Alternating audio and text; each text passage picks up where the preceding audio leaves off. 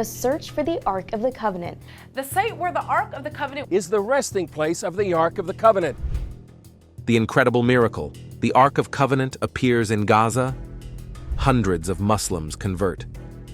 The ancient artifact known as the Ark of the Covenant has reportedly reappeared, this time in Gaza.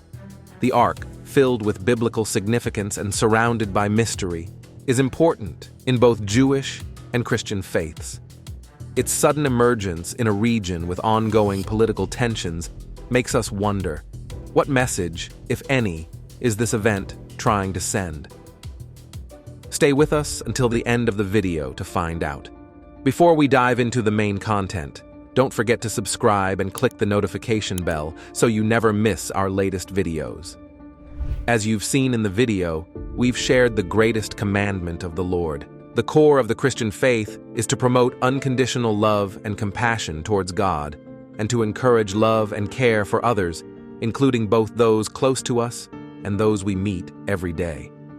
The Ark of the Covenant, also known as the Ark of the Testimony or the Ark of God, was the most sacred religious relic of the Israelites. It is described as a wooden chest covered in pure gold and topped with a special golden lid called the mercy seat. The Bible describes it like this: "For a tabernacle was prepared, the first part in which was the lampstand, the table, and the showbread, which is called the sanctuary. And behind the second veil, the part of the tabernacle which is called the holiest of all, which had the golden censer and the Ark of the Covenant overlaid on all sides with gold, in which were the golden pot that had the manna, Aaron's rod that budded, and the tablets of the covenant. And above it were the cherubim of glory, overshadowing the mercy seat. Of these things we cannot now speak in detail." Hebrews 9:2-5. About a year after the Israelites left Egypt, they reached Mount Sinai. Moses went up the mountain and stayed with God for 40 days and 40 nights. When he came back, he had the 10 Commandments. But that wasn't all God gave Moses. On the mountain, Moses also received instructions on how to build the Ark of the Covenant. "You shall make an ark of acacia wood. It should be 2.5 cubits long, 1.5 cubits wide, and 1.5 cubits high. Cover it with pure gold inside and out, and put a gold molding around the top. Make 4 gold rings, and attach them to the 4 corners of the ark, 2 rings on each side. Make poles of acacia wood covered with gold, and insert them through the rings on the sides of the ark to carry it. These poles must stay in the rings and never be removed. You are to place the covenant inside the ark, which I will give you. Make a cover of pure gold for the ark, 2.5 cubits long and 1.5 cubits wide. Then make 2 cherubim, angel figures, out of hammered gold, and place them at each end of the cover. The cherubim should face each other with their wings spread upward, overshadowing the cover. Place this cover on top of the ark." Exodus 25:10-22. "Inside the ark, put the covenant that I will give you. I will meet you there and speak to you from above the cover between the 2 cherubim on the Ark of the Covenant.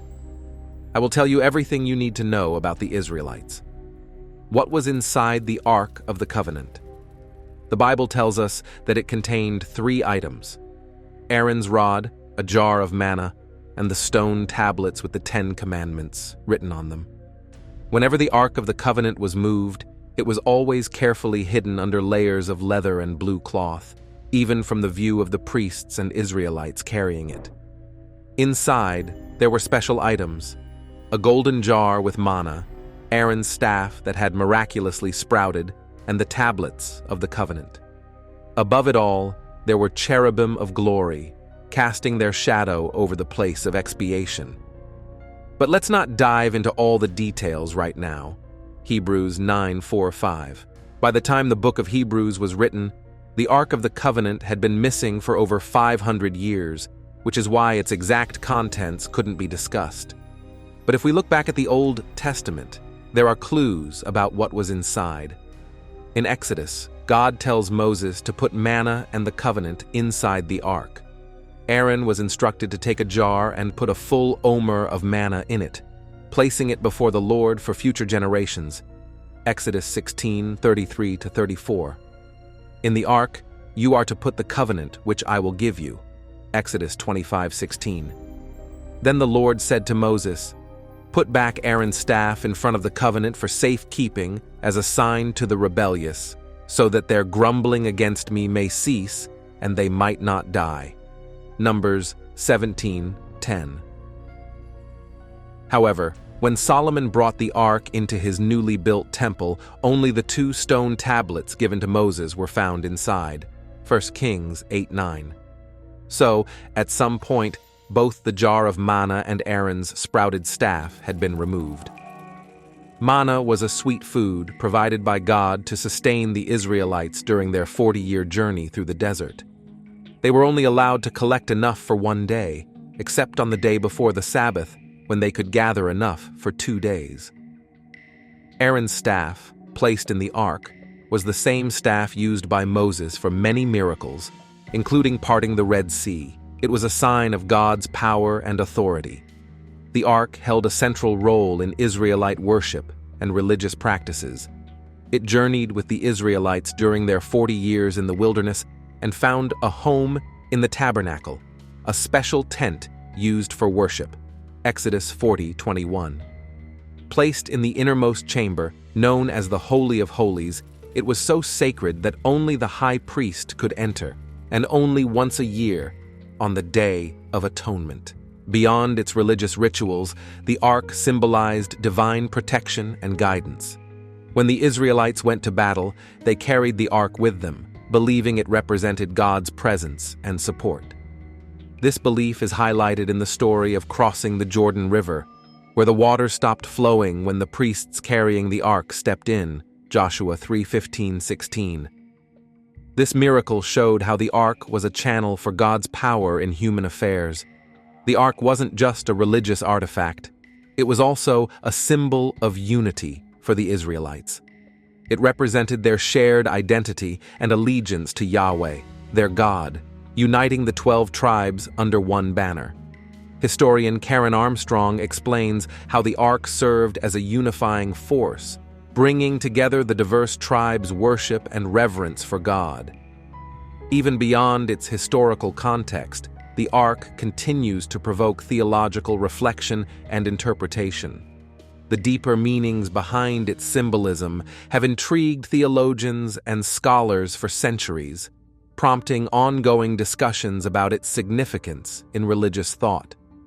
Through these reflections, the ark's legacy extends far beyond its biblical narrative, shaping the understanding of faith and spirituality in various religious traditions. In his influential book, The Ark of the Covenant, Symbol of Divine Presence, theologian Jacob Milgram delves into the deeper meaning of the ark's symbolism. He suggests that it embodies the connection between God's transcendence and immanence, serving as a visible sign of God's covenant with humanity. Despite its significance, the ark's story turns mysterious after the Babylonian conquest of Jerusalem in 586 BCE. The Babylonians pillaged the temple, taking its treasures, including the ark. While biblical texts, like those in Jeremiah, mention the looting, there's no clear record of what happened to the ark afterward. One theory speculates that the ark might have been taken beyond Israel's borders, possibly to a distant civilization. This idea draws on ancient legends and folklore from different cultures, hinting at the existence of a sacred ark or chest with similar significance. Interestingly, the Ethiopian Orthodox Church claims to possess the ark. According to their tradition, it was brought to Ethiopia by Menelik I, the son of King Solomon and the Queen of Sheba.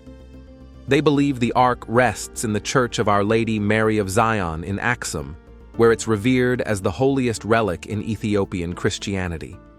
Though some scholars are skeptical, this belief highlights the enduring intrigue surrounding the ark's fate and the diverse narratives that attempt to explain its disappearance. In recent years, archaeologists have been on a quest to unravel the mystery of the Ark of the Covenant's disappearance. They've combed through sites near Jerusalem's Temple Mount and other places tied to biblical stories, unearthing fascinating clues. Yet, the Ark itself remains elusive, keeping its secrets despite advances in technology and research. The enduring mystery keeps scholars and enthusiasts intrigued, driving them to keep searching for answers. Then, in a surprising turn of events, reports started circulating about the possible reappearance of the Ark of the Covenant in Gaza, a region steeped in history and geopolitical tensions. The sudden emergence of this ancient relic, steeped in biblical significance and wrapped in religious mystique, has ignited intense debates and speculations about its authenticity and what it could mean. It all started with whispers in late 2023, when a team of Turkish geologists stumbled upon peculiar rock formations during a routine survey in Gaza. These formations resembled the outline of a massive ship, partially buried and worn down by time. Initially met with skepticism, the rumors gained credibility when leaked photos of the structure's impressive size and seemingly artificial features circulated online. Soon, the world was captivated as a diverse team of experts, including archaeologists, geologists, and religious scholars, gathered to investigate the site. Their initial findings, announced in a press release in February 2024, supported the early reports. The uncovered structure, stretching over 400 cubits, around 150 meters long, matched the biblical description of Noah's Ark. Moreover, discovering chambers and petrified animal remains within the exposed sections only fueled further speculation. Beyond religious interpretations, various explanations for the structure in Gaza have been proposed. Some archaeologists suggest it might be an ancient shipyard or a massive structure built by an unknown civilization. Others think it could be a natural geological formation that just happens to look like a ship. While these ideas are worth considering, the size and specific features of the structure lean toward it being man-made. Only further investigation and analysis will help us understand its true origin. Looking at it from a biblical perspective, the appearance of the Ark in Gaza carries a powerful message of salvation amidst conflict. Throughout the Old Testament, God shows his commitment to delivering his people, even in the face of great challenges. The story of the Exodus, for instance, tells how God miraculously freed the Israelites from slavery in Egypt, including their dramatic crossing of the Red Sea on dry land, a clear sign of divine intervention in times of oppression. The sudden emergence of the Ark of the Covenant in Gaza has had a profound impact on the political landscape, sparking diverse reactions and raising significant questions about its meaning in a region marked by conflict. As the world grapples with this puzzling event, it's crucial to consider its geopolitical implications and the range of responses it has generated. The sudden appearance of the Ark of the Covenant in Gaza has significant implications for the region's geopolitics. One immediate effect is the potential to stir up religious and nationalist sentiments. For Jews, the Ark is a symbol of their divine covenant with God and represents the sacredness of their religious heritage. Its presence in Gaza, a predominantly Muslim area, could be viewed as a challenge to Palestinian sovereignty and Islamic faith. Conversely, some Palestinians might see it as a symbol of Jewish conquest and occupation, adding to existing tensions. Additionally, the Ark's arrival in Gaza could worsen tensions between Israel and Hamas, the militant group governing the territory. Hamas, seeking to establish an Islamic state in Palestine, may use the Ark as a political tool. By portraying it as a sign of divine support for their cause, Hamas could rally support among Palestinians and attract international attention, complicating efforts for a peaceful resolution. Moreover, the Ark's appearance raises concerns for regional stability and security. Given Gaza's proximity to Israel, any perceived threat to Israeli interests from the Ark could prompt a swift response from the Israeli government. Israel, with its strong military capabilities, prioritizes security and preventing the spread of weapons in the area. the sudden emergence of a relic with potential religious and historical significance might be seen as a security issue, leading Israeli authorities to closely monitor the situation in Gaza and take measures to protect their interests. The Ark's presence in Gaza has captured the attention of various groups worldwide, from religious leaders to diplomats and scholars. While some view it purely through a religious lens, others see it as intertwined with geopolitics and global affairs. Organizations like the United Nations, deeply involved in mediating the Israeli-Palestinian conflict, may perceive the Ark's appearance as adding complexity to peace negotiations and humanitarian efforts in Gaza. Neighboring Arab states, often supportive of the Palestinian cause, might worry about its impact on regional stability and the broader Arab-Israeli conflict. Reactions to the Ark's presence have been diverse, reflecting existing political and religious beliefs. Among Palestinians, there's a mix of skepticism, curiosity, and concern. Some see it as a symbol of hope and divine intervention, while others fear it could be used for political purposes or worsen instability. Similarly, Israelis' responses vary from cautious interest to outright skepticism. Some doubt its authenticity, while others worry about security and diplomatic consequences. In religious circles, the Ark's appearance has sparked theological debates. Christians might see it as a sign of God's presence and a link to biblical promises fulfilled in Jesus Christ. Jesus' message of reconciliation and peace shines through the presence of the Ark in Gaza, a region long troubled by conflict. In the Bible, he constantly urged his followers to seek harmony and make peace with one another. This echoes in Matthew 5:23-24, where he emphasizes resolving conflicts before offering gifts at the altar. This shows that fostering understanding and reconciliation is integral to spiritual practice. Furthermore, the Ark's appearance in Gaza carries a deeper meaning of God's unwavering presence and faithfulness during adversity. Despite the hardships faced by the people there, the Ark stands as a tangible reminder of God's promise to never forsake his people. This brings hope and comfort to those suffering, assuring them of God's love and support. Reflecting on Moses' words in Deuteronomy 31:6 and Joshua 1:9, we find timeless encouragement for facing life's challenges with strength and courage. These verses, etched in the hearts of many believers, resonate across generations. They acknowledge the daunting nature of new beginnings and the natural fears that accompany them. Strength and courage, as emphasized by Moses, encompass not only physical prowess, but also mental and emotional resilience. They urge us to confront challenges head-on, acknowledging our fears but not letting them paralyze us. This message transcends time and circumstance, inspiring us to navigate life's uncertainties with unwavering resolve and trust in God's presence.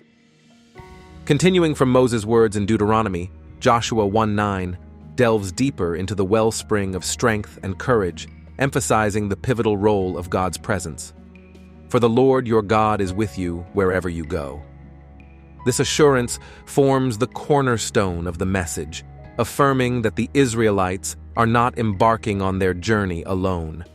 With the unwavering companionship of God, they find both security and purpose, fortifying their determination in the face of adversity.